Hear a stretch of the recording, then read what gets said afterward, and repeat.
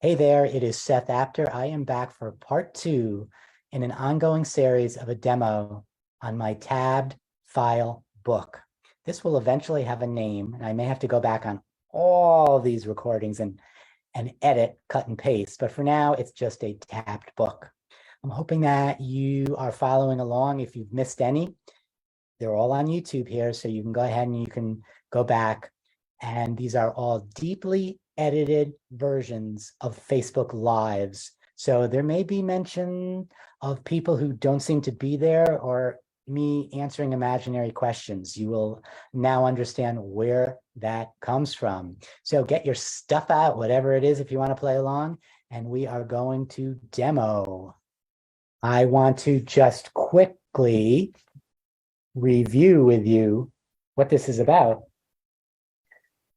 I have a wire-bound book from a two-set product that 49 in Market puts out, and I fell in love with it instantly, both because of the gorgeous palette and markings, but especially because they have tabs. I love tabs. Can't get enough tabs. But I also really love these surfaces. So what am I going to do with the surface that I love? I'm going to completely cover it up so it's never seen again. So this is what it looks like to begin with. This is what it looks like now after demo number one. I just decided I was going big on tabs and things hanging out over the edge, which is really the theme of it.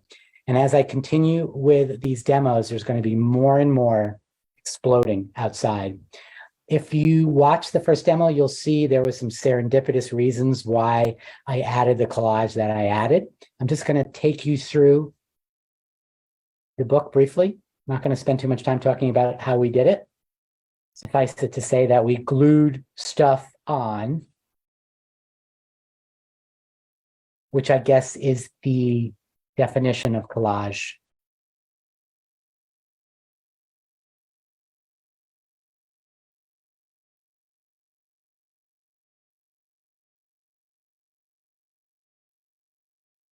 I love these vintage pieces that are going along with these more contemporary surfaces. So that's what it looks like now. It's going to look differently after we get done today. All right, so I am going to work the surface of these today, but before I do that, I just want to throw out, well, not literally, I want to share with you three little objects that I'm going to put in the book. I pulled these off of some pages that I painted probably 5 or 6 years ago for some journal planners that I was working with, and these just never made it in. And then I just found this when I was looking, and I kind of liked it. Again, serendipitously, it fits size-wise. All right, so I have this, I have this, I have this. So I am just adding more tabs. And basically, I'm going to add more tabs every time I work in the book.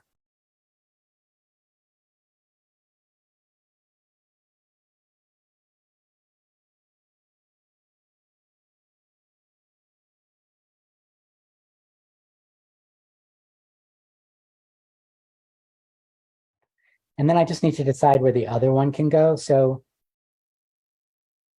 you could go here. I want to put it more toward the back.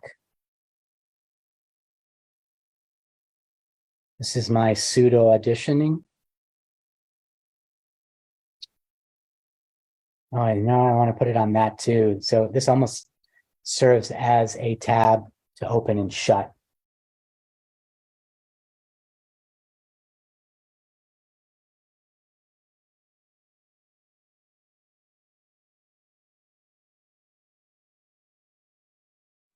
Yeah, it's just growing and growing. And that's the goal of this book. I mean, and then when I saw this, I thought, yeah, this one, it's just perfectly sized to sit on a page and have it peek over the top, even though it is going to be very fragile and it might tear. I'm okay with that.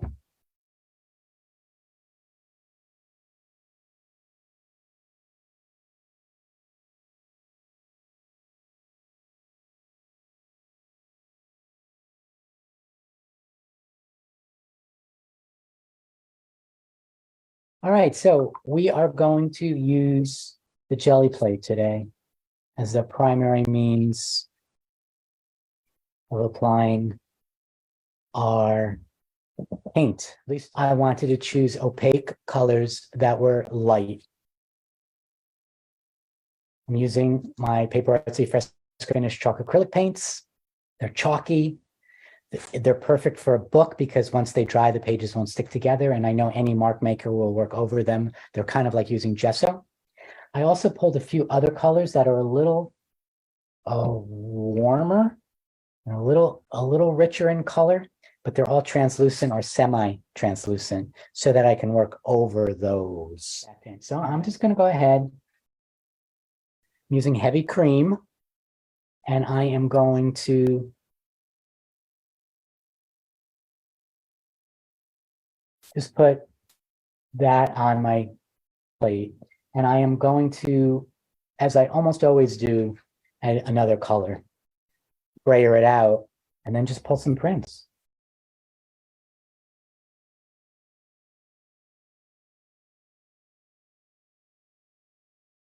Let's just use the brayer too. Why not, right? Go right to the center fold. Let's just add some paint this way.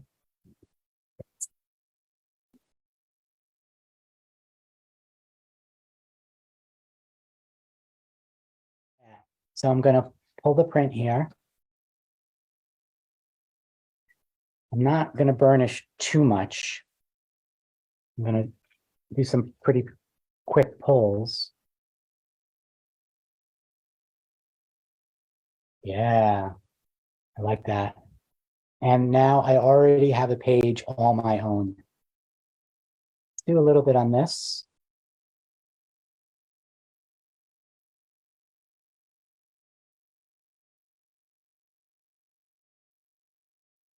And I'm just going to build the layers. I'm going to continue with that. I'm going to just work my way through using the same grouping of colors, perhaps in different combinations. And we're going to see what we end up with. And I always tell people, especially in the early layers, don't stress, don't worry. Get the paint on. It will take you where it needs to go. You don't have to stress about early layers because they're gonna be covered.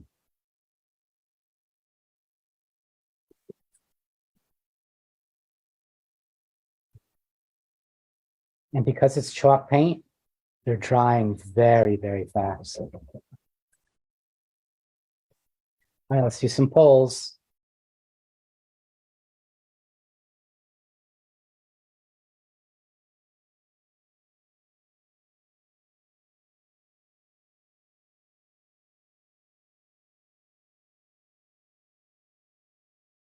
Love the randomness that you get from these jelly print pulls.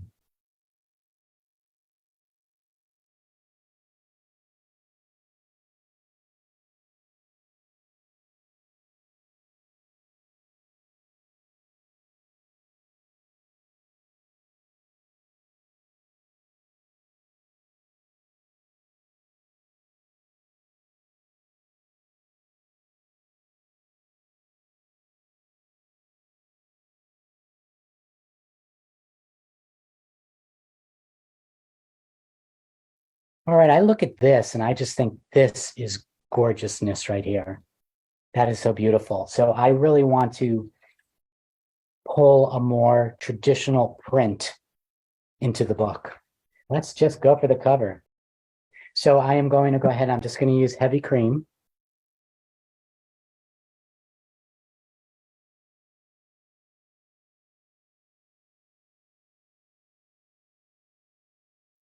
Okay.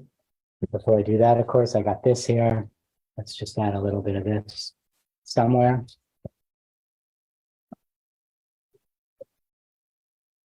And let's go back to the cover.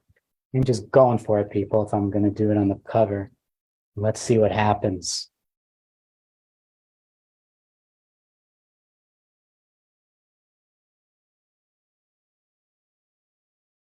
All right, let's pull up. Let's get that reveal. And you can see by the plate it's pulled up like a proper print. Ooh, it's covered all of that tab, but I really like it. And I especially like that, which was all the dried, darker paint on the base of the uncleaned jelly plate, which is why you should never clean your jelly plate. I am still going to need to cover some stuff, so let's keep going. Let's put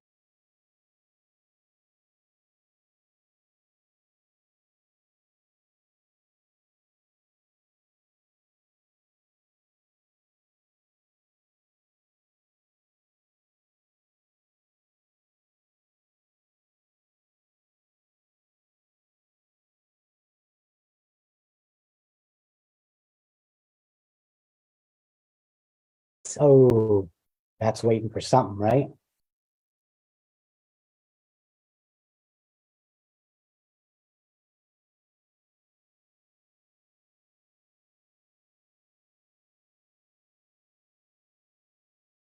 Proper pull, and I got that.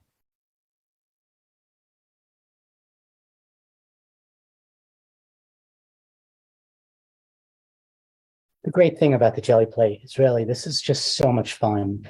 I know that sometimes it's hard to let go and cover things, but once you get your mind wrapped around that concept and realize that that's when you really start creating with joy, it just opens up so many worlds. It's so much fun. I am going to shift gears a little bit, and we are going to work with dye sprays on the jelly plate. You'll get links to private videos in YouTube to watch on recording. All right, so this is what we have. Let's do a quick walkthrough. Just because it's fun to do.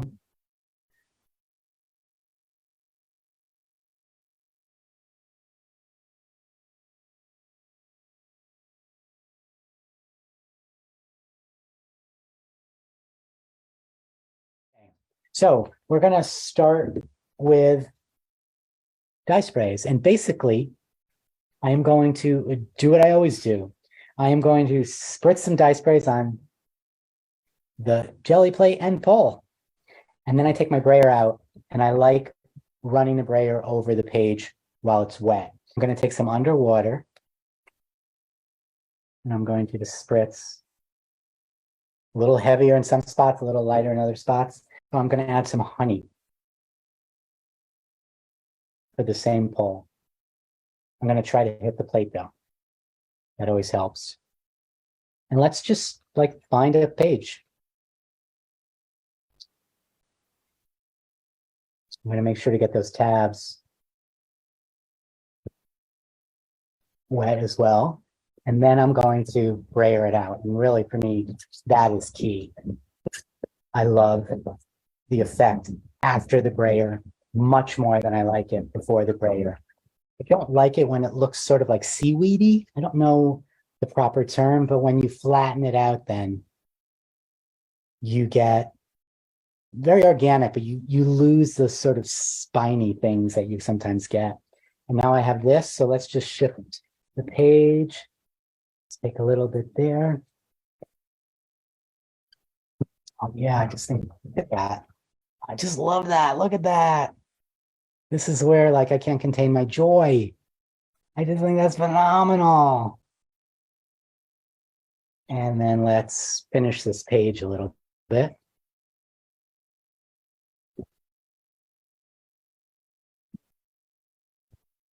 And I really, really, really love what happens as you build over and over. It just gets better and better. And I do love that honey tone. So I'm going to go ahead and I'm going to spritz a little bit more honey, not too much. And I'm going to add just a bit. Yeah. I can kind of place it a little bit and make some decisions about building it.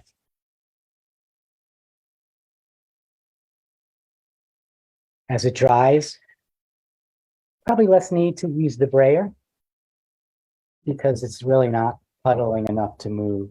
But I love that. Oh, it's upside down. Love that spread now. Love that. So let's keep going with this, but let's just shift gears a little bit. Let's use the honey. And let's use some coffee.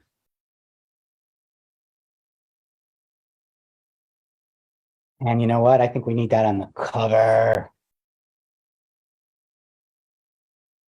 You know, so many people take their covers as being so precious. If you work it as loosely as you do all your other pages, in the end, I think you're going to like it more.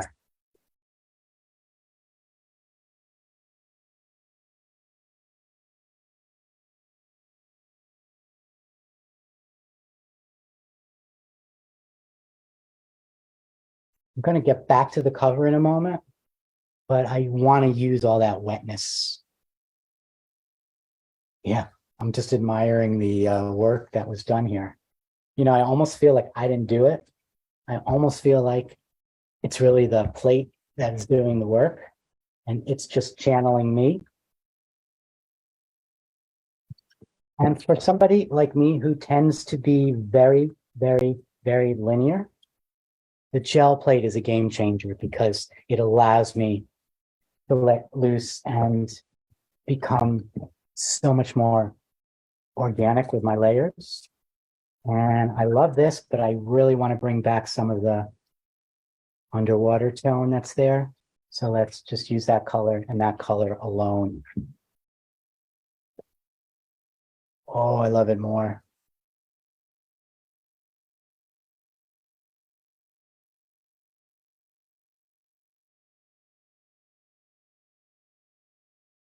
And because the dye sprays are translucent, they allow you to see everything underneath. That is definitely one of my number one recommendations is as you work in mixed media and you go further and further along in your layers, definitely move over to translucent. And I'm going to go with licorice. And I really want everybody to be aware that you don't need to be afraid of something this dark when it's translucent. You just maybe want to go light to start. Remember, more is more, but more is more little by little. Let's gritty this up.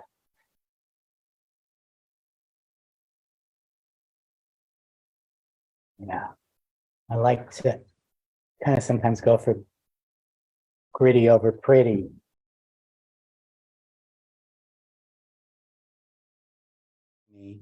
I'm gonna spritz the plate with just a little bit of water. It's gonna reactivate all the ink that's there. And then also all the ink that's on here will get reactivated if I run it out as well. So let's just see what happens with that. First, in terms of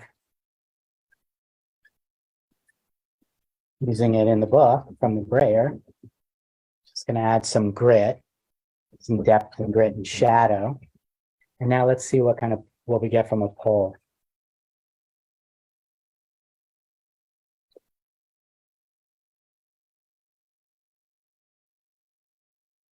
Looks good. Winner. I'm going to go to the back cover. I'm going to pull some of that off the back cover. I want the back cover to keep up with the rest of the book. And right now it is looking ignored, especially compared to the front cover. Let's keep spraying, my friends. I want to go, let's go to butterscotch. Butterscotch is really a beautiful color. And it's gonna blend in with all the colors there, so I can already see it turning green, which wasn't my goal, but I'm okay with that. And then let's do some honey.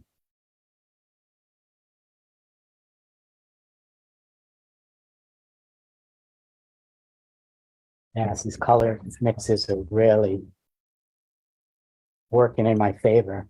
And again, the beauty of that is that if I, took a paintbrush and tried to create that, never in a million years would I get that. And of course, never in a million years will I be able to do this again. I'm liking that richness of the browns. And yes, one lay away from magic. So study this for one moment, people. And then let's pull from here and see what we get.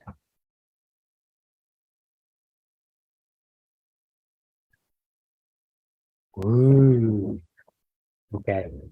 I don't know. Little things like this just bring me so much joy. I love that. Let's do a couple more layers like this and then shift gears for the last bit of the demo. I'm gonna throw in a little bit of rusty saffron. I love red. I've been embracing red a lot more than I used to. I am gonna go light with it though. And the lighter I want it to be, the higher I'm gonna hold it so that when it comes down, it literally just mists down like the first snowfall on a winter day in Central Park. And let's see where oh yeah, these desperately need to be worked.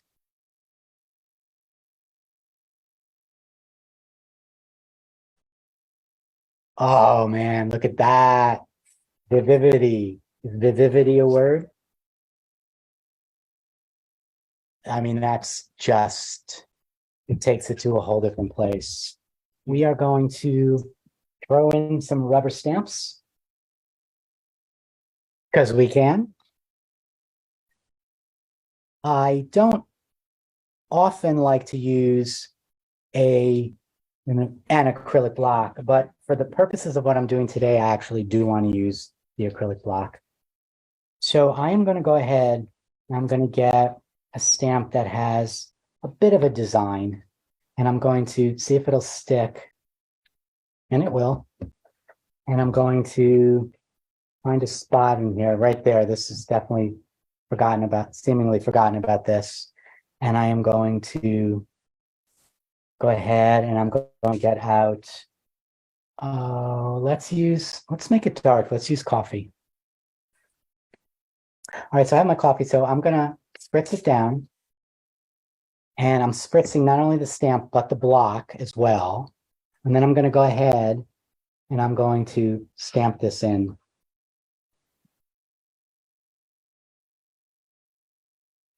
This will fade as it dries. So I want to help it by using the brayer on it. And so it not only helps to dry it, but it actually helps to keep it. And there's probably more on this, which I'll use in a second. But the reason why I wanted to use the block was because I like this mess that happens around the block. Oh, this is not going to be flat. So let's see if I can do that without tearing it from the book. And then I got that. And then I'm going to brayer it out. And it's giving me this sense of an inner frame. I will show it to you in a second, guys. This one's a tab that I added so it's not laying flat. And I just love that. And when I add more layers to it, it's going to look so great as it gets buried. So I want to take you through and walk you through what the book looks like at this point. If I keep it as planned, that is the front cover, and I am actually really liking that. And I will definitely continue to work over this. But there is a lot going on already.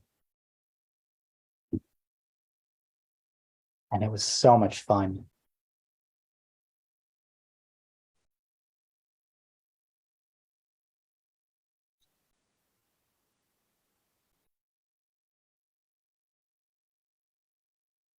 Just a few more pages.